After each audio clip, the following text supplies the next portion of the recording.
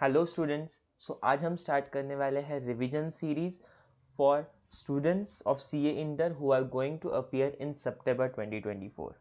Okay, so in this revision series हम क्या करने वाले हैं, फर्स्ट वो क्लियर कर लेते हैं। मैंने यहाँ पे ऊपर लिखा है, देखो, what we will be covering is revision of module questions. जो मॉड्यूल क्वेश्चंस है उनका रिवीजन करेंगे एंड ये series basically bits and parts में आएगा। इट वोंट बी लाइक एक फ्लो में हम पूरा करेंगे, नो इतना कंपैरेटिवली पूरा सिलेबस एक ही फ्लो में करना is difficult because my style of teaching is not like going very fast and revising the concepts फट से, no, it's like going slow and then revising the concepts in depth। ठीक है, तो इस series का basic purpose क्या है पहले वो समझ लो and then only continue with this video if you have the same goal, right. So first इसमें हम most of the main focus रहेगा questions, may it be a easy question, may it be a difficult question, but at the same time important क्या रहेगा, उस question के पहले हम module में जो कंसेप्ट दिया है वो भी एक जस्ट लुक करेंगे and main third important thing, मतलब question, the concept and third important thing मैं ये बताऊंगा कि भले ही मॉड्यूल में वो क्वेश्चन सिंप्लीफाइड वे में है, right, but what are some छोटे छोटे लाइक उस क्वेश्चन को कैसे आईसीआई ट्विस्ट करके एग्जाम में पूछ सकता है। So if anyone intends to hedge yourself कि आपका रिवीजन मतलब लाइक बेसिक रिवीजन हुआ है या फिर आपका सिलेबस हुआ है and you are feeling comfortable but just you want to hedge yourself more और स्ट्रॉन्गर प्रैक्टिस करनी है या फिर और स्ट्रॉन्गर खुद को चारों साइड से हेज करना है, प्रोटेक्ट योरसेल्फ कि in case at all paper difficult आया या फिर इन केस आईसीआई ने थोड़े थोड़े ट्विस्ट दिए हर एक क्वेश्चन में, तो in that case if you follow this revision you would be sorted, because हम लोग इसका भी डिस्कशन करने वाले हैं। ठीक है, एंड फोर्थ इंपॉर्टेंट थिंग, हम क्वेश्चंस में आप किस तरीके से गलती कर सकते हो इसका भी रिवीजन करेंगे, रिवीजन इन द सेंस इसका भी डिस्कशन करेंगे। ठीक है, this was basic idea about this series. We will be starting with chapter 4, cost of capital. Let us start. So this is the module cost of capital total, as you will be already knowing. I won't like invest much of time over here. Total cost of capital is divided in cost of debt and then cost of preference share, then cost of equity and cost of retained earnings, right? And then when these four combine, we calculate the total weighted average cost of capital, that is WACC. ठीक है, I will just highlight some important part over here. It is cost. First of all, just understand this just to give a start, not as such the focus, but still cost is not the amount which company plans to pay or actually pays. Cost हम किसको बोलते हैं, it is not the exact amount जो company ने पे किया। Company is paying 100 rupees के debenture पे 10 रुपीज़ इंटरेस्ट, 10% से 10 रुपीज़ इंटरेस्ट पे कर रहा है, तो that 10 is not the cost, because it is cost of capital is not what they are saying. Cost of capital is not what company actually pays, it is the market expectation. Market में company से क्या expectations है वो, it is not considered based on face value or something like 100 was the face value, but actual में company में investors आज उस price, उस डिबेंचर को कौन से प्राइस में इन्वेस्ट कर सकते हैं, that is what is that price which companies investors can give for that debenture, वो मैटर करेगा for computing cost, because cost for company is equivalent to returns for investors and investors returns खुद उनके returns कैसे measure करेंगे, based on investment they make, not the 100 rupees का debenture, उसका market value अलग होगा, तो उनके जेब से कितना जा रहा है, that market price. So their returns will be measured in terms of, आप भी अगर शेयर वगैरह ले रहे हो तो आप क्या करते हो, क्या देखते हो, इस पे कितना डिविडेंड मिलेगा या फिर इस पे रिटर्न्स एक्सपेक्टेड आप देखते हो, रिटर्न्स कितना ये इंक्रीज होगा एज कंपेयर्ड विद तुम्हारा investment. So similarly investment consider करेगा एंड कंपनी को भी इन्वेस्टमेंट कितना आ रहा है, फिर उसका प्राइस क्या है मार्केट में, वो कंसीडर होना चाहिए। ठीक है, सो फर्स्ट ऑफ ऑल ये डिटरमाइन कर लो, ये बेसिक अगर बैक ऑफ द माइंड रहा ना आपका, you will how I will tell you how this will help you in solving examples. ठीक है, दिस इज फर्स्ट कि यहाँ पे confusion you should avoid, you should know कि ये ऐसा नहीं है, it is not the actual what it is paid but the expectation of shareholder. ठीक है, moving ahead we will start with cost of long term debt. ज़्यादा ये discussion नहीं करेंगे, we will just focus on the examples. ठीक है, this example is easy, quite easy, so I am just leaving it for the time being. Yes, cost of debt में first is cost of irredeemable debentures, the debentures which are not redeemable, they are perpetual, right? That means, so the cost of debenture, what is the cost of debenture? First of all, just focusing some giving some time on the formula. What is the cost of debenture? For debenture what we pay is interest, right? What the company pays for debenture is interest. Interest देती है and उसके बदले में उसको क्या मिलता है company को? The net issue proceeds. जितने नेट प्रोसीड, जिसको हम एनपी बोलते हैं, नेट प्रोसीड्स, ये मिलते हैं, राइट? मतलब एक डिबेंचर इशू करके कितने आए प्रोसीड्स, इशू करके प्रोसीड्स जो आए वो net of floating cost, because net proceeds बोला है तो कंपनी के जेब में एक्चुअल में कितना है, फ्लोटिंग कॉस्ट माइनस करके कंसीडर करने का, बिकॉज कंपनी के लिए कॉस्ट उतने फंड्स के लिए उतना है, इंटरेस्ट है, right? And then 1 minus T इसलिए लेते हैं because interest is tax deductible and therefore we will be saving that tax वाला portion. We will not be, even if 10 rupees का इंटरेस्ट है एंड 2.5 उसमें से टैक्स सेव हो रहा है तो net cost is 7.5 only, right? So interest into 1 minus T divided by net proceeds is the cost of irredeemable debentures. You know this, but अभी यहाँ पे कुछ चीज़ों में कंफ्यूजन अवॉइड करने के लिए just I am focusing on one line. If issue price is not given then students can assume it to be equal to current market price. So आप बहुत सारे एग्जाम्पल्स में देखोगे नेट प्रोसीड्स ऑफ डिबेंचर्स और current market price ये दोनों available है and then students get confuse कि कौन सा यूज करना है sir. So I will tell you module में net proceeds and current market price and net proceeds में डिफरेंस क्या है? First of all I hope you know that. First net proceeds is जब मैंने इशू किया ये डिबेंचर, वो issue करने के बाद मुझे कितने प्रोसीड्स आए. लेट्स अज्यूम 100 का डिबेंचर था, 100 को इशू किया, 100 रुपीज़ आए. या फिर 100 का डिबेंचर था, प्रीमियम पे इशू किया 110 रुपीज़ पे एंड 110 रुपीज़ आए. ठीक है, those are my issue proceeds. अगर फ्लोटेशन कॉस्ट होगा या फिर इशू कॉस्ट होगा तो मैं माइनस करेंगे. As of now I am considering it to be 0. तो 110 इशू प्रोसीड्स हुआ. बट वो तो उस टाइम की बात है जब डिबेंचर्स इशू किए, राइट?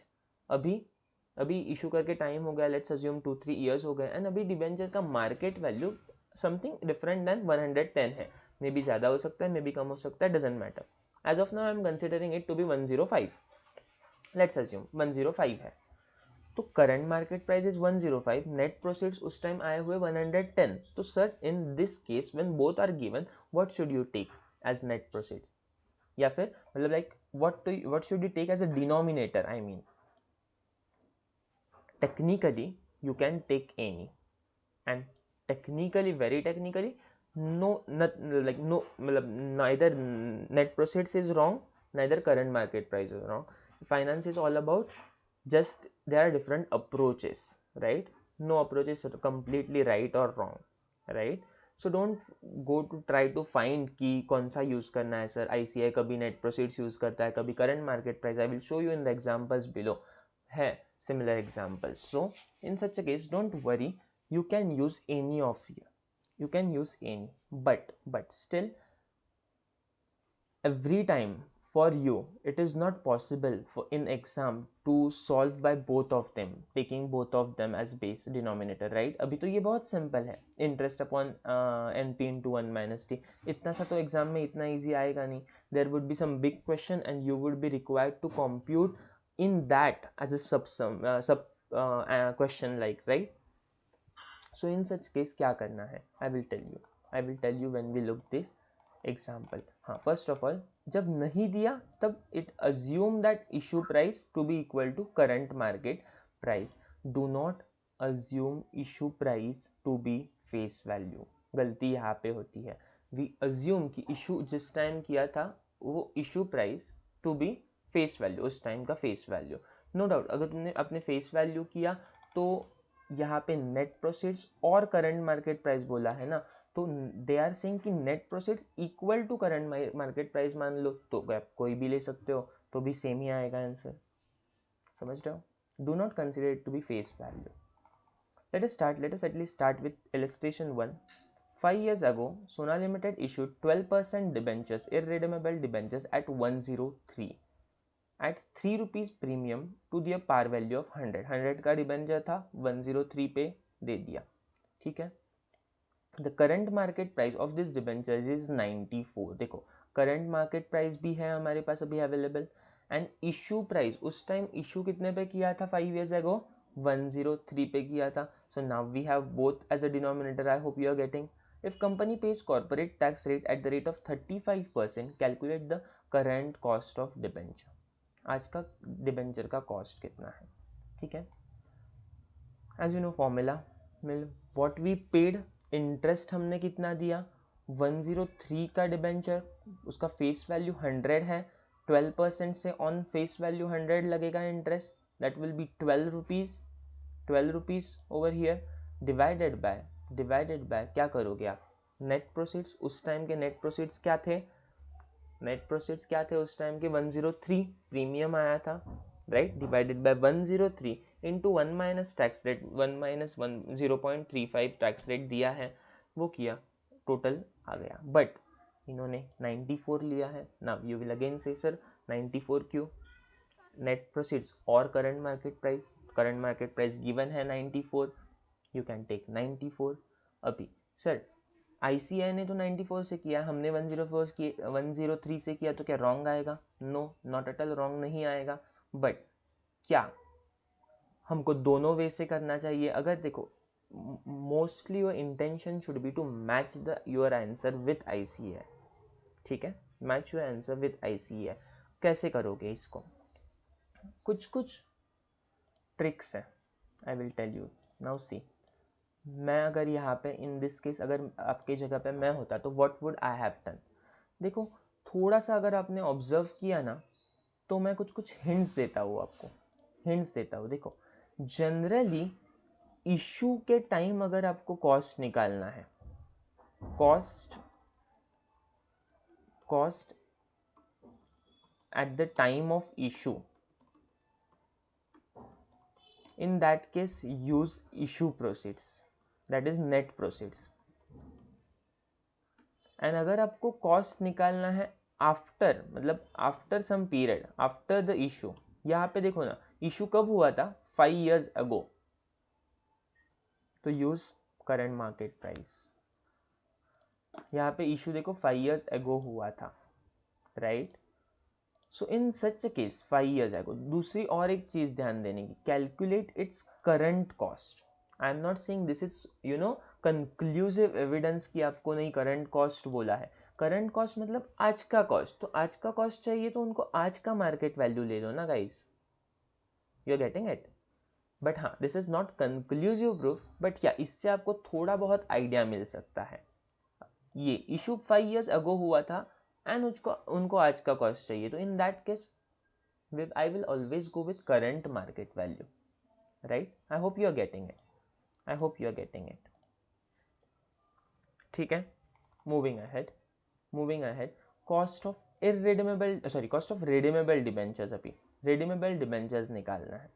अगेन सेम रहेगा, redeemable debentures में एक्स्ट्रा क्या रहेगा, रिडम्पशन वैल्यू, एक्स्ट्रा क्या रहेगा, रिडम्पशन वैल्यू, इंटरेस्ट तो सेम रहेगा, इंटरेस्ट इंटू 1 माइनस टी। मैं फॉर्मूला क्यों बता रहा हूँ, फर्स्ट ऑफ ऑल फॉर्मूला आपको पता है, राइट, आई नो आपको फॉर्मूला पता है, but merely knowing formula is not the thing, आपको फॉर्मूला के पीछे का लॉजिक भी पता होना चाहिए एंड उतनी क्लैरिटी की भी होनी चाहिए कि हर एक component, for example in this I क्या रिप्रेजेंट, मतलब नॉट दिस, ये रिप्रेजेंटेशन नहीं बोल रहा, बट आपको ये विजुअलाइज होना चाहिए कि हम लोग इंटरेस्ट दे रहे हैं, उस पर टैक्स सेव कर रहे हैं, इसलिए हम न्यूमरेटर में हमारा कॉस्ट ले रहे हैं being a company, that is interest minus the tax saved, ठीक है।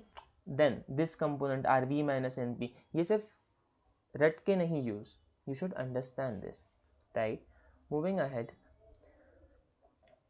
इंटरेस्ट इंटू 1 - t, ऑब्वियसली ये मेरा कॉस्ट है, इरिडीमेबल में भी यही था, प्लस इसमें और एक कंपोनेंट जुड़ गया and that component is redemption value and net proceeds, मतलब उस टाइम कितना आया था एंड मुझे एंड में इसको कितना देना है, इन दोनों का डिफरेंस, इन दोनों का डिफरेंस। अगेन क्यों ये डिफरेंस, मुझे लेट्स अज्यूम मैंने 100 का डिबेंचर था, 100 का डिबेंचर था, मैंने 10 let's assume 103 पे इशू किया था, and now I am required to pay at like redeem the debenture at premium of 10 rupees, 110 पे देना है।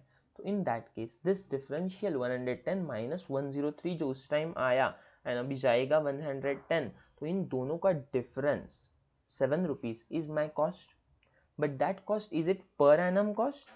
No, it is the cost for whole of the life of the debenture, right? So if I have to compute it for 1 year, what I will do, I will divide that cost over the, I will spread that cost over the years, that is dividing it by the life of debenture, right? So that's what we do, we divide the difference by n is life of, remaining life of debentures। अभी यहाँ पे again redemption RV is redemption value and net proceeds, you can take it net proceeds or current market price, again the same, divided by average of both, redemption value and net proceeds and redemption value, दोनों का average लेना है। क्यों average क्यों लेना है sir? वहाँ पे जैसे नेट प्रोसीड से डिवाइड करते थे या फिर करंट मार्केट वैल्यू से डिवाइड करते थे, वैसे यहाँ पे क्यों नहीं कर सकते? I am telling you, finance में नो ऑप्शन इज राइट और wrong, it is just approach, we have to find some base, right? अभी यहाँ पे कॉस्ट लेने के लिए हमको एक बेस ढूंढना है, तो बेस यू वुड हैव, अभी आप करो मत, बट जस्ट फाइनेंस की बात करो, वन कुड टेक आरवी, मतलब like redemption value as base, one could take net proceeds as base जो उस टाइम आया वो बेस, या फिर one would take only the current market price and not the average of both, right? You can take, अभी आप मत ले लो, बट फाइनेंस में वन कैन टेक या इन लॉन्गर हॉरिजॉन पे इसको अगर बात करना है तो, राइट? बट इंस्टीट्यूट ने ये बेस लिया है, क्यों? इट्स फाइन ना to take the average of both, so that generally क्या होगा, एवरेज कॉस्ट आपको निकालनी है पूरे ईयर्स की, तो it's better to take average rather than taking one और टू, राइट? सो एवरेज लिया है, जस्ट डिनोमिनेटर लिया है, ठीक है, not a big deal, it can be any. आपको क्या करना है, आपको कुछ भी नहीं लेना है, आपको ICAI ने जो लिया है वही लेना है, बिकॉज ICAI हैज स्टैंडर्डाइज ना आपके लिए, तो you have to take this same, ठीक है। अभी यहाँ पे एक बात आती है, यहाँ पे आप गलती कहाँ कर सकते हो, आप गलती यहाँ पे करोगे RV माइनस NP, आप उल्टा कर सकते हो, NP minus RV। Let's take an example,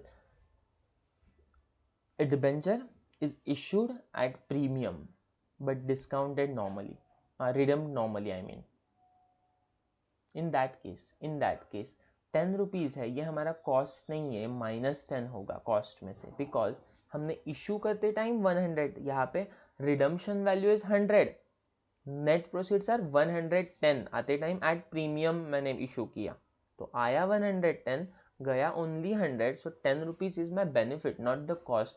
सो हमेशा यहाँ पे माइनस करना है या प्लस करना है ऐसा नहीं, इट विल डिपेंड अपने एक्स्ट्रा पे किया है या कम, right? So RV minus NP, it can be positive, it can be negative, you have to be aware of this, ठीक है। एंड यहाँ पे प्लस मत करो, RV प्लस NV मत करो, ये नीचे है RV प्लस NP, ठीक है। Besides this, in this formula there is one assumption,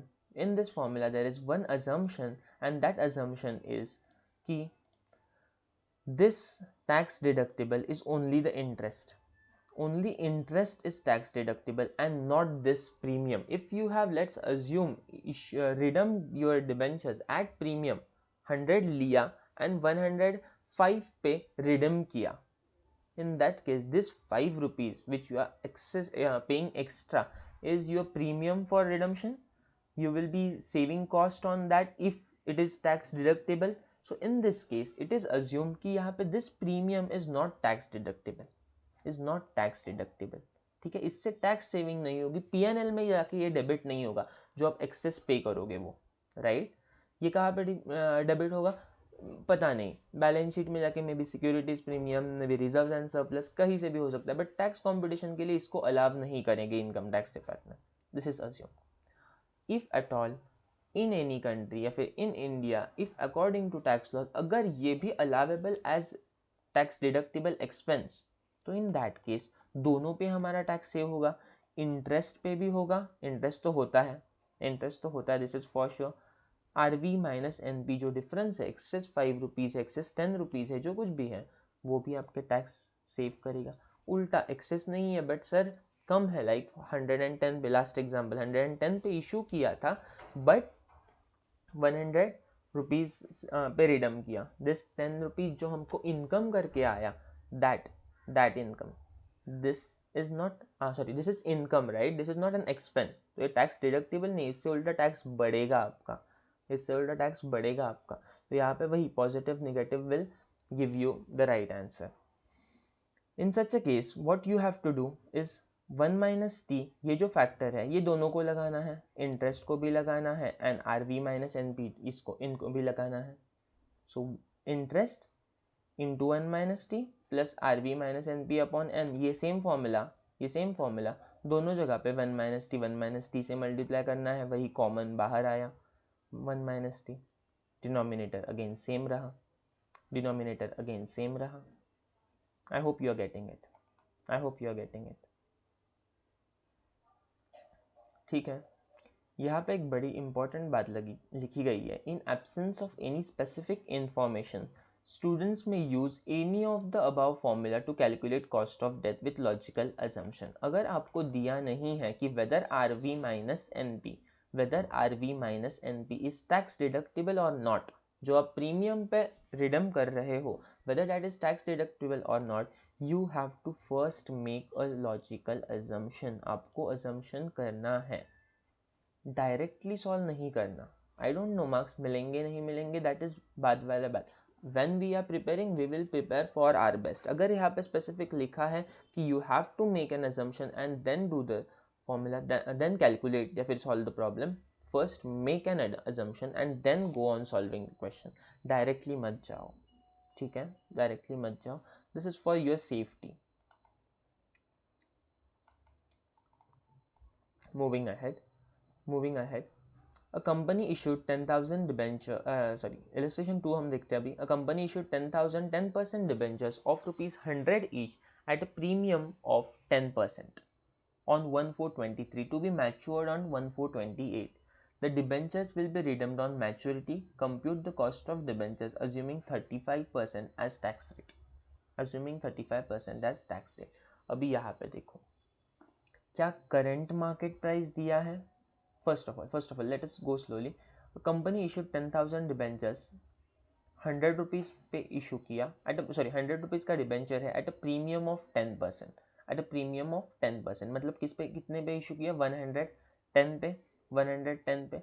the debentures का मैच्योरिटी के रिगार्डिंग कुछ दिया है, it will be matured on 1/4/28 and will be redeemed on maturity, कितने प्राइस पे होगा कुछ दिया नहीं, तो what we will assume, the logical assumption is 100 पे मैच्योर रिडीम होगा। That means you received 110 and you will be paying only 100, last वाला example, right। अभी this is redeemable debenture first of all, therefore in एक cost component में आपका क्या क्या cost होगा, एक तो interest का outflow होगा and RV minus NP एक component होगा, right, redemption value minus the net proceeds ये एक component होगा। first interest cost of debenture will be calculated as below, ये formula है which you have to obviously write। interest क्या है हमारा 100 पे 10%, that is 10, I know these are simple sums but still going through। 1 minus t tax, अभी यहाँ पे whether ICAI has made any assumption, whether they have written कहीं पे कि what assumption they have made, they have not written, so you will say ICAI, sir आप तो बोल रहे हो कि assumption लिखना है, ICAI ने खुद assumption नहीं लिखा, ICAI है, they can do anything, you have to be safe as a student, right? You have to make an assumption. If I would have been at your place, I would definitely have written first the assumption कि I am assuming that the difference of this is is not tax deductible, or tax deductible, or as the case may be. ठीक है? Yes. As of now, assuming this interest is 10, then net proceeds, what was received is 110 and what we are making payment is 100. So what you are making payment is 100 and 110. So this will be not your cost ideally. See, this will come to RV minus NP will come to minus 100, minus 10, and not the cost. It will not add to your cost. It will be deducted from the interest. 10 rupees का interest pay कर रहे हो, but over this 5 years 23 से लेके 28 तक 5 years हो रहे हैं, तो over this 5 years you are also saving 10 rupees, because starting में ही आप not 10 2 rupees, 10 का difference divided by 5, 2 rupees per year. Total में बात करूँ तो 10 rupees you are saving, right? Total interest 10 rupees 50, 5 years दे दोगे 10 10 10 10 10, टोटल 50, बट स्टार्टिंग में ही 10 अपने सेव भी किया, तो टोटल कॉस्ट 40 ही है न्यूमरेटर में, ऑब्वियसली सब्जेक्ट टू टैक्स. सो या दैट्स इट. 10 into 1 minus 0.35, दोनों का difference RV is 100, 110 is net proceeds divided by 5, whole divided by दोनों का average. If you solve this, cost of debt you will get 4.28. ठीक है. अभी यहाँ पे देखो, I am not saying this is a conclusive proof, but still यहाँ पे उन्होंने बोला था सिर्फ कॉस्ट ऑफ डिबेंचर्स, उन्होंने करंट कॉस्ट नहीं बोला था. जैसे ऊपर वाले एग्जाम्पल पे कहीं तो मैंने आपको दिखाया था, सी यहाँ पे करंट कॉस्ट बोला है, एंड इसलिए करंट मार्केट प्राइस अज्यूम किया है, मतलब लिया है. यहाँ पे तो ऑब्वियसली करंट मार्केट प्राइस दिया नहीं है, बट स्टिल जस्ट एक ऑब्जर्व करो, यहाँ पे सिर्फ कॉस्ट ऑफ डिबेंचर बोला है, right?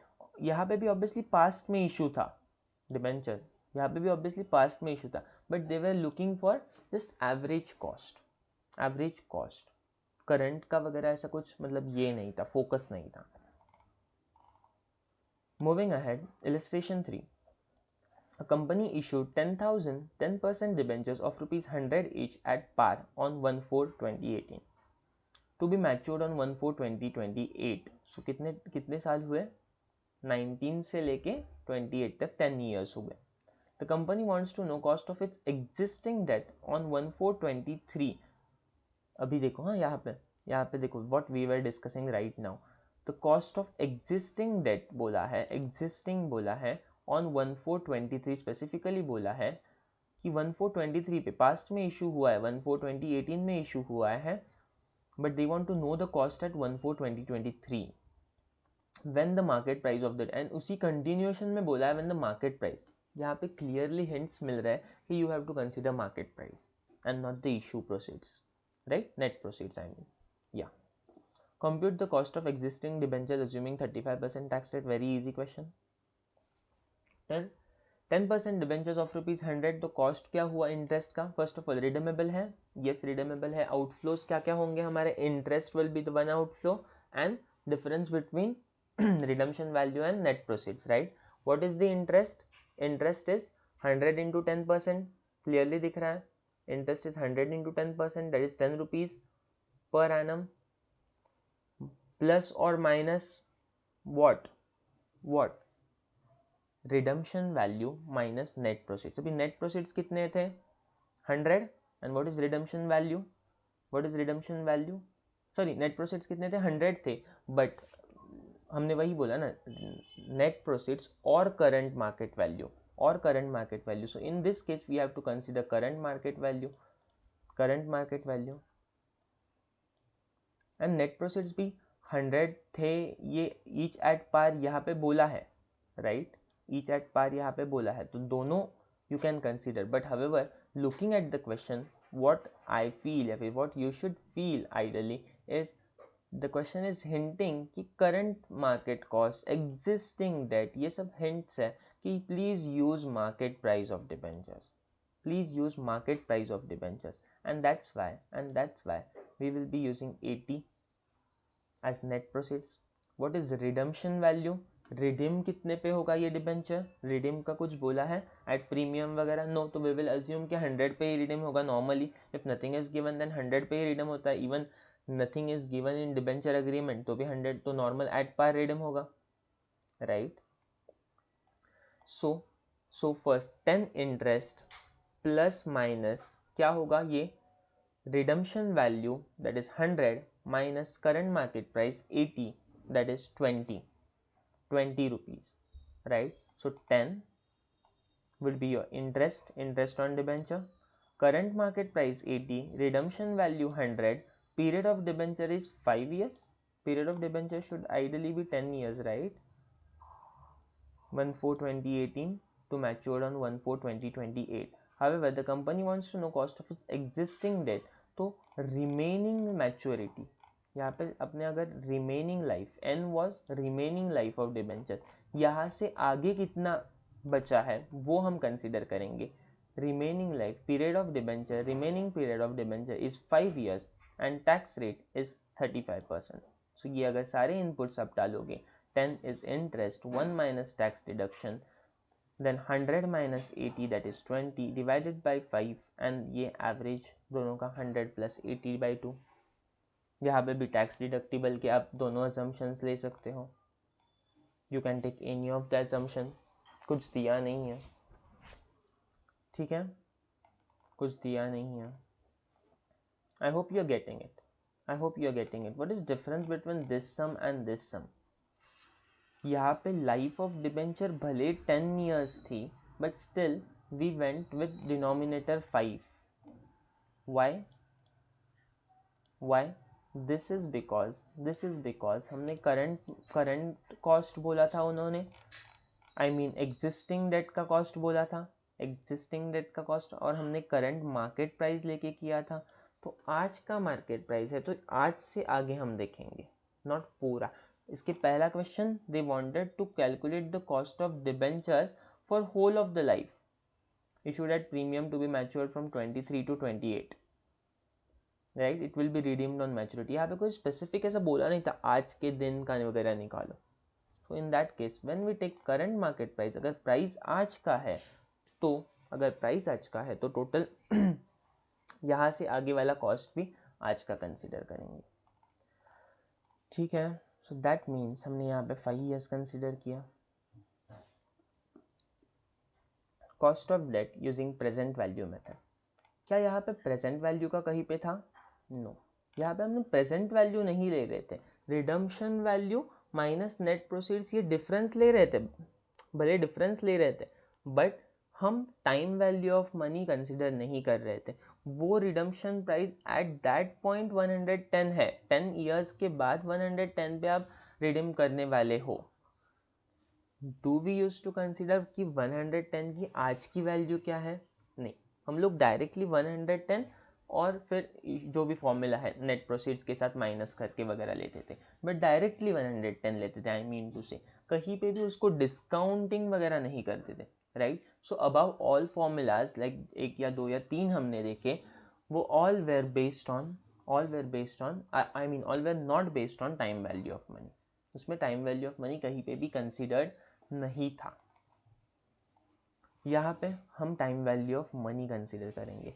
And this formula is like very simple या फिर वेरी इंपॉर्टेंट वन, बिकॉज ये फाइनेंस में बहुत बार आएगा. Cost of any investment can be calculated by discounting या फिर by the formula like present value of all the future inflows या फिर future returns from that investment, ठीक है? Same we will be applying over here. अगर एक आधा investor एक डिबेंचर में इन्वेस्ट कर रहा है तो what will be his returns? Interest मिलेगा उसको. आप इन्वेस्टर हो, अज्यूम करके चलो, you are investing in a company, what will you get? You will get interest, right? So for you what will be your cash inflow is the interest component, and at last redemption price मिलेगा. अभी आप 100 rupees invest करोगे last में जाके 110 मिलेगा, 100 मिलेगा, जो कुछ भी है, and during the period interest मिलेगा। सारी चीज़ों को अगर मैं डिस्काउंटिंग करूँ, 10 rupees interest, 10 rupees interest, year 1, year 2, year 3, year 4, year 5 तक let's assume, and let year 5 के एंड पे 110 रुपीज़ मिलेगा। तो इन सारों को अगर मैं डिस्काउंट करूँ at my expected rate of return, तो मुझे वो प्राइस मिलेगी जो मैं आज देने के लिए तैयार हूँ। या फिर अगर एक प्राइस है तो इन दोनों का IRR निकाला तो that would give me a rate, that would give me my expected rate of return, and that expected rate is again the cost. हमने पहले ही देखा, expectation of the market is the cost for company. So that's it. यहाँ पे एक example दिया है कि एक डिबेंचर की करंट मार्केट प्राइस 80 है। यहाँ पे एक्चुअली एग्जाम्पल है, a company issued 10,000 10% debentures of ₹100 each on 1/4/23 to be matured on 1/4/28, same है। The company wants to know the current cost of its existing debt if the market price of its debenture is 80%. आज people are ready to give 80 rupees for that debenture. कौन सा debenture? वो debenture जो आने वाले 5 साल में 10% से 10 रुपीज़ इंटरेस्ट देगा उनको, and at end of 5th year redemption value 100 rupees का देगा। 10 रुपीज़ एवरी ईयर मिलेंगे and 5 rupees and 100 rupees at the end of 5th year मिलेंगे। तो आइडियली कैश फ्लोज क्या बने, ये अभी इन्वेस्टर्स के पर्सपेक्टिव से। Similarly same goes for company पे करेगी, बट कंपनी के केस में एक एडिशनल बेनिफिट है, company will save on tax. So company will pay 10 net of tax करो, सेव करो टैक्स थोड़ा, तो 10 इंटू 1 माइनस 0.35 दैट इज 6.5 का कंपनी का आउटफ्लो होगा for 5 continuous years, right. At the end of 5th year company को 100 rupees का redemption value देना पड़ेगा, राइट। 100 रुपीज़ का रिडम्शन वैल्यू देना पड़ेगा, 6.5 for 5 years, and then at current अभी कंपनी को 80 रुपीज़ मिलेंगे। 80 रुपीज़ मिलेंगे, दोनों का साइन अपोजिट होगा। 80 मिल रहे हैं, 6.5 जाएगा, 100 जाएगा। अगर मैं इनको डिस्काउंट करूँ या फिर इनको मैं IRR के trial and error method, I hope now you know that trial and error method, we won't go how to calculate that, but still अगर इन्होंने देखो यहाँ पे यू नो दिस राइट, कि एक डिस्काउंटिंग फैक्टर अज्यूम करना है, दूसरा डिस्काउंटिंग फैक्टर अज्यूम करना है, एंड दोनों का डिफरेंसेस लेके we have to interpolate, right. इनको इंटरपोलेट करके IRR निकालना है। सो अगर ये किया तो यू विल गेट 12.21। ये कैसे IRR करना है, इफ़ यू वांट अलग से सेपरेट वीडियो में देखेंगे कि कैसे IRR कंप्यूट करना है, ठीक है। बट आई होप कि इसका बेसिक फंडा आपको समझा कि दिस IRR मेथड या फिर दिस उसका नाम है NP yield to maturity, NPV, compute करके प्रेजेंट वैल्यू कंप्यूट करके जो डेट का कॉस्ट निकाल रहे हैं हम, यील्ड टू मैच्योरिटी अप्रोच, ये वाला अप्रोच का बेसिक लॉजिक यही है कि आई होप यू अंडरस्टूड दैट, कि बेसिक लॉजिक यही है कि फ्यूचर के कैश फ्लो जितने भी होंगे वी हैव टू डिस्काउंट दोस, ठीक है। एक इलस्ट्रेशन देख लेते हैं। Institutional development bank issued 0 interest deep discount bonds on off face value 1 lakh, each issued at 2,500. Okay, you know discount bond, right? That is zero coupon bonds. Those are issued at discount and redeemed at par value, right? So they issued a debenture at 2,500, repayable after 25 years. 25 years के बाद repay होगा, 25 years के बाद repay होगा, and when repayment होगा price कितना पे करना पड़ेगा कंपनी को? 1 लाख पे रिडीम करना पड़ेगा। इतना डिफरेंस क्यों है?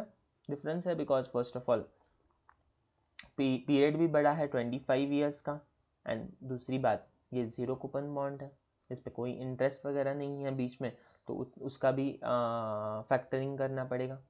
इंटरेस्ट वगैरह बीच में कुछ आप नहीं दे रहे हो तो बाद में ज़्यादा देना पड़ेगा ना, ऑब्वियसली। सो इसलिए इतना डिफरेंस हो सकता है। Compute the cost of debt if there is no corporate tax भी नहीं है, तो क्या होगा यहाँ पे? आउटफ्लो क्या होगा? क्या इन बॉन्ड्स पे इंटरेस्ट आता है? इंटरेस्ट नहीं आता, तो आय वाला कंपोनेंट गया, टैक्स तो ऑलरेडी गया है, बचा क्या? What remain? नेट प्रोसीड्स कितने आए थे? 2500। रिडम्पशन वैल्यू क्या है? 1 lakh. Cost sorry current market price के बारे में कुछ बोला है क्या? कुछ नहीं बोला. We will also not consider. What is the difference? 1 lakh minus 2500. 1 lakh minus 2500, almost more than, it's like 99,000, sorry, 92,750 something or something like that. It's 92,500, sorry, I'm sorry, 92,500 it would be.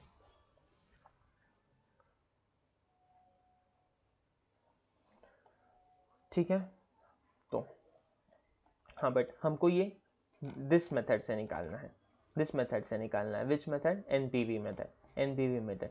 So base इसमें simple basic क्या है? Net present value.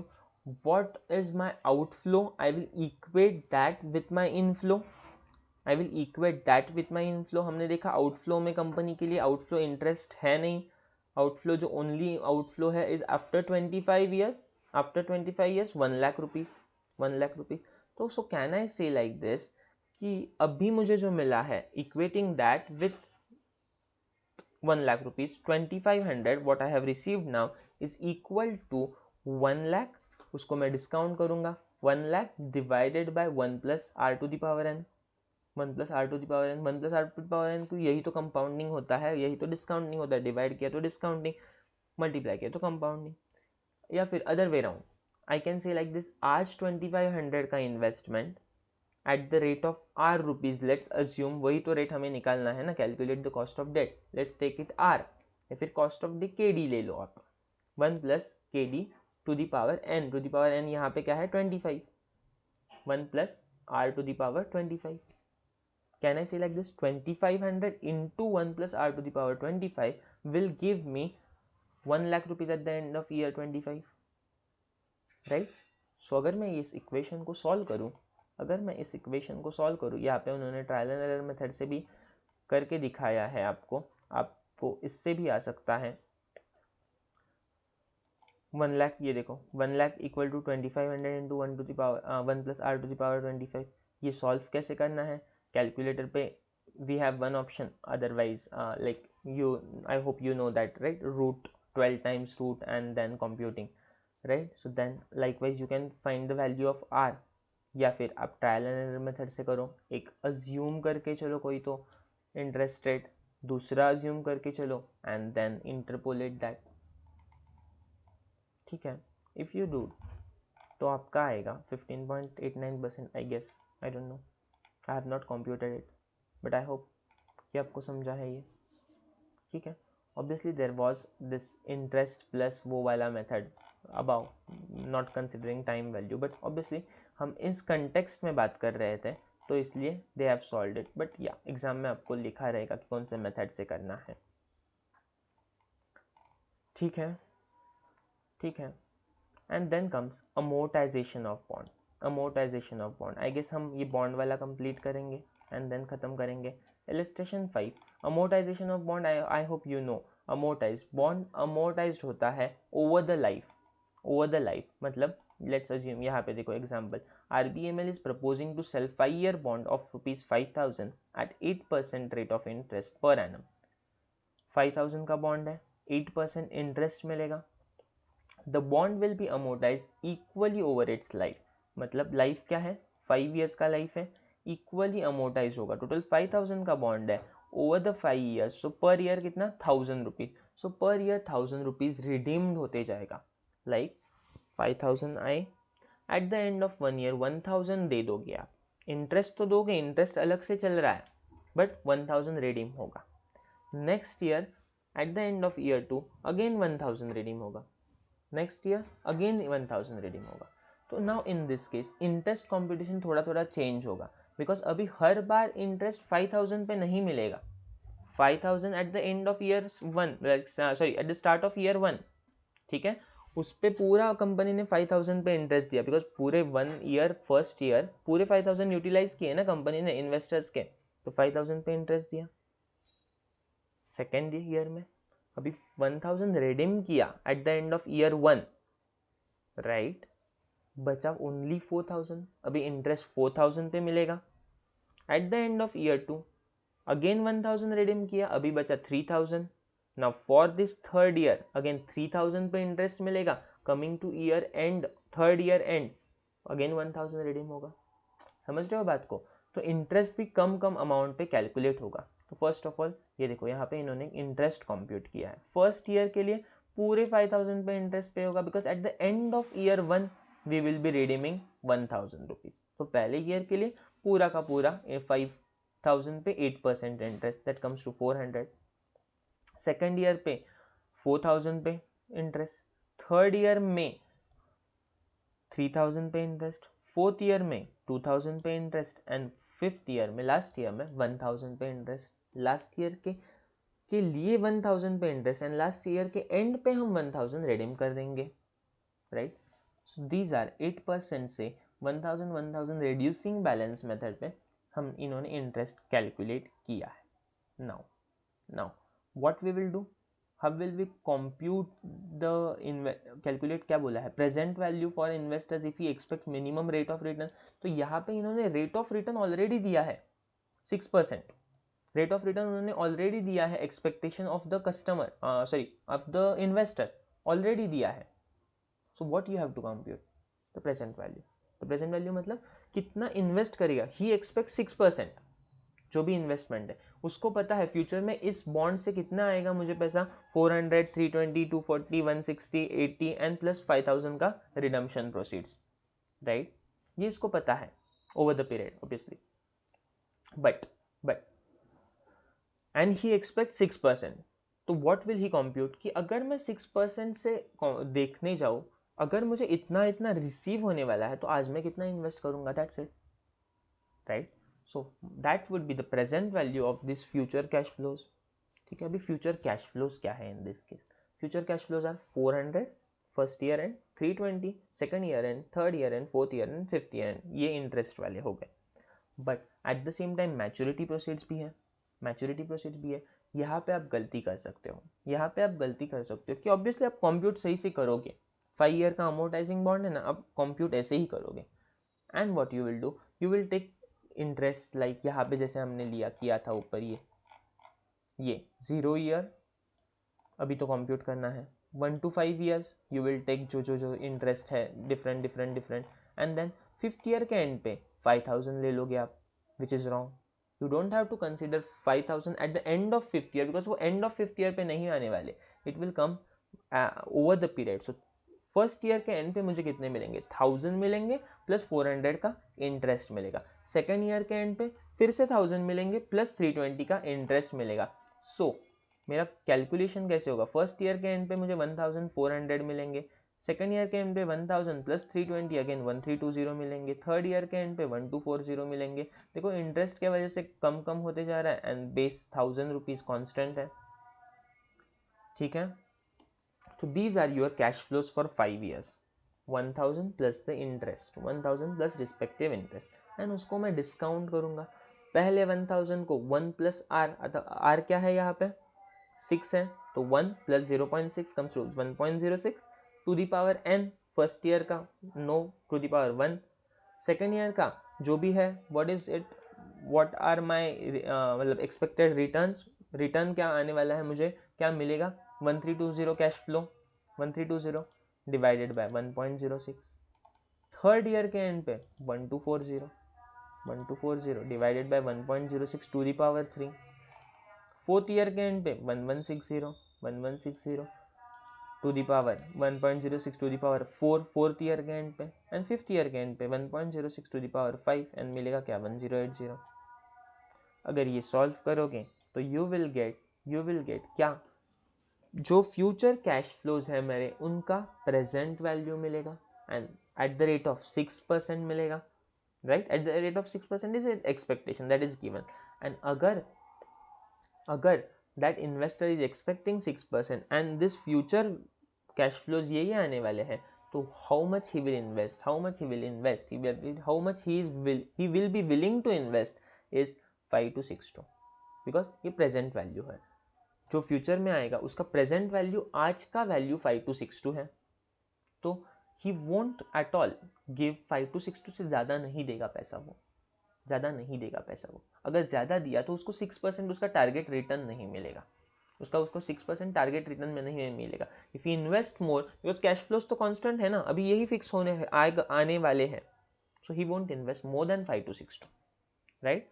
So 5262 is his investment limit, is his present value. This is present value. I hope you are getting it. I hope you are getting it. बचा है cost of convertible debentures. Cost of convertible debentures and preferential. Cost of convertible debentures again easy है, again easy है. It is very much similar, very much similar. सिर्फ यहाँ पे redemption value जो है RV, redemption value है RV, वो आपकी बन जाएगी कन्वर्टिबल प्राइस, जो प्राइस पे कन्वर्ट होगा जो मिलेगा। यहाँ पे सिर्फ एक क्रक्स है, आई होप कि आपको पता है convertible debentures it will be same, interest debentures रहते हैं स्टार्टिंग में, and then those debentures are converted into equity shares, and then those debentures are converted into equity shares, right? So debentures पे तो सब सेम रहेगा ना, 1 interest into 1 minus T, ये तो सेम रहेगा, because till the time they are converted तब तक तो इंटरेस्ट पे करना पड़ेगा, जब कन्वर्ट होंगे तब बात, राइट? कन्वर्ट होंगे, जिस दिन कन्वर्ट होंगे that will be my equivalent redemption value. एक प्रकार से डिबेंचर्स के पर्सपेक्टिव से देखो कि वो डिबेंचर्स तो खत्म हो गए ना, तो दैट इज रिडीम्ड, एंड उसके बदले में वो डिबेंचर्स खत्म होके उसके बदले में क्या मिला, नॉर्मली क्या मिलता था, रिडम्पशन वैल्यू। हम लोग कंपनी इन्वेस्टर्स को कुछ तो पे करते थे, राइट? इन दिस केस क्या मिलेगा, हम लोग उनको इक्विटी शेयर्स देंगे, तो इक्विटी शेयर्स का वैल्यू क्या है, that would be my redemption value. However यहाँ पे एक चीज़ है कि देयर इज ऑप्शन, कन्वर्टिबल में जनरली ऑप्शन रहता है कि whether you want to convert या फिर you want to redeem, there is a cash option कि कैश ले लो एंड रिडम करो, खत्म करो, या फिर कैश के नहीं देते, इक्विटी शेयर्स देते हैं। तो यहाँ पे अजम्पशन है ऑब्वियसली, मतलब वेरी लॉजिकल अजम्पशन भी है कि whichever is higher you have to consider while determining the redemption value of debentures. It is assumed that all debenture holders will choose the option which has higher value, जिससे ज़्यादा benefit होगा। For example, अगर एक debenture देके मुझे 100 rupees redemption value है, ठीक है, बट वही उसके बदले में मुझे इक्विटी शेयर्स मिलने का ऑप्शन है, you can take, you have option, you decide to invest, and वो इक्विटी शेयर का प्राइस लेट्स अज्यूम 100 से ज़्यादा है, 150 है, तो एज एन इन्वेस्टर वो क्या चूज करेगा, for sure in equity share choose करेगा, अदर कंसिडरिंग अदर फैक्टर्स कुछ भी नहीं है एज ऑफ नाउ कंसिडर करते हैं, for sure he will consider equity share, right? For sure he will consider equity share because उसका value ज़्यादा है, so that's what they are telling while determining redemption value, it is assumed that all debenture holders will choose the option which has higher value. In this case, what was the cash option से कितना value मिल रहा था उस investor को, सिर्फ 100 rupees मिलता cash में redeem होके, बट वही उसने इक्विटी शेयर लिया, तो 150 का इक्विटी शेयर मिल रहा है उसको, वो चाहिए तो वो बाजार में बेच देगा, 150 रुपीज़ रियलाइज करेगा, ठीक है? Which option has a higher value, equity share in this case, ठीक है? So you have to take that as redemption value and then solve all the problem, same, बाकी का सब सेम रहेगा। एक एग्जांपल देख लेते हैं, अ कंपनी इशूड 10,000, यहाँ पे आप गलती कर सकते हो, कहाँ पे मैं बताता हूँ, a company issued 10,000 15% convertible debentures of ₹100 each with a maturity period of 5 years.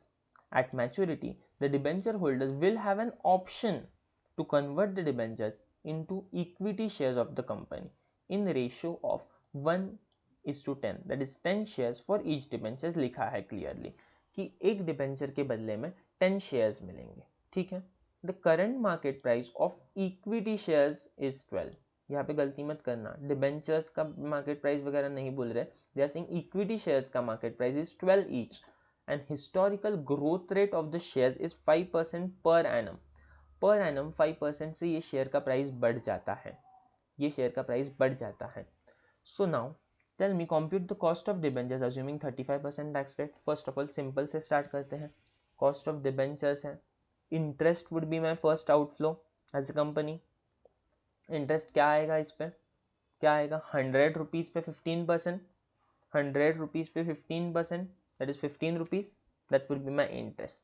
Tax save करेगा, 35 का टैक्स रेट है, तो 1 माइनस 0.35 करेंगे, ठीक है। That would be my first component यहाँ पे,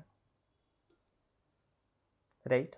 then R V minus N P divided by N, R V minus N P. अभी यहाँ पे नेट प्रोसीड्स तो हमें पता है, नेट प्रोसीड उस टाइम कितने आए इशू करके, 100 रुपीज़ आए, 100 रुपीज़ आए, राइट। यहाँ पे कहाँ पे डिबेंचर का करंट मार्केट प्राइस नहीं दिया है, so I won't think of that, I will straight forward take that 100 rupees जो इशू करके आए, that at you know that as net proceeds, net proceeds 100, ठीक है।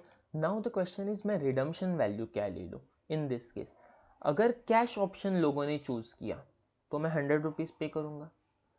अगर कैश ऑप्शन नहीं चूज किया, लोगों ने कन्वर्ट करने का इक्विटी शेयर में ऑप्शन किया, तो I will be bound as a company to give the investors of debentures equity shares, मैं उनको देने के लिए बाउंड हो जाऊंगा। वो जो इक्विटी शेयर्स मैं दूंगा उनको एक डिबेंचर के बदले, उनका वैल्यू क्या होगा, उनका वैल्यू क्या होगा। इक्विटी का शेयर प्राइस कितना है, 12, मैं एक डिबेंचर के against 12 equity shares, sorry 10 equity shares देने वाला हूँ। यहाँ पे लिखा है 10 शेयर फॉर ईच डिबेंचर, तो जिन जिन के पास एक डिबेंचर है उनको आइदर 100 रुपीज़ मिलेगा या फिर 10 इक्विटी शेयर्स मिलेंगे।